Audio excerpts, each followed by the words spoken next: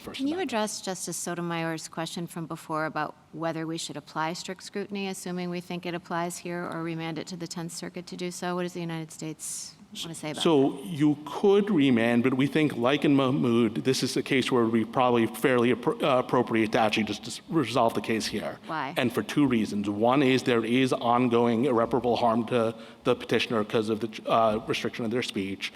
And the second is the evidentiary record here is totally clear that they can't satisfy strict scrutiny. If you look at the record on what's in the preliminary injunction record, there is just no evidence that this type of speech, not aversive therapy, not speech by non-licensed professionals, not speech to adults, but speech to minors by licensed therapists. Do you have just last question from me, standing? What's your position on the late-breaking standing argument? So precisely because it's late breaking, first of all, I think the most important thing is its mootness, not standing. The question is whether there was a credible threat of enforcement for standing purposes. There clearly was, because as counsel said, if you match up paragraph 87 of the complaint with the statute, the conduct that petitioner wanted to engage in is clearly covered by the plain text of the statute.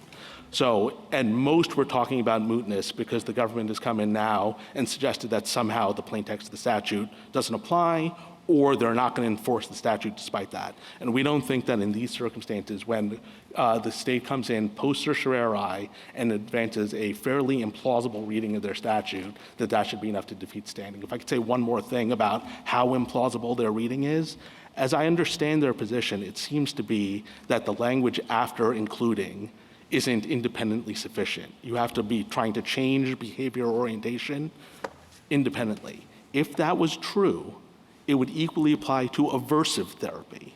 So if someone went into a therapist's office and said, I don't want to be gay anymore, I don't want to engage in same-sex conduct, if the therapist said, look, I can't change your orientation, but I can try to change your behavior, and I'm going to use electroshock therapy, according to the state, as I understand their position, they seem to be saying that that's not covered by their statute. I find that awfully hard to believe. And that just sort of underscores how implausible their reading of the statute is, and perhaps why it showed up on footnote 18 after the court granted cert.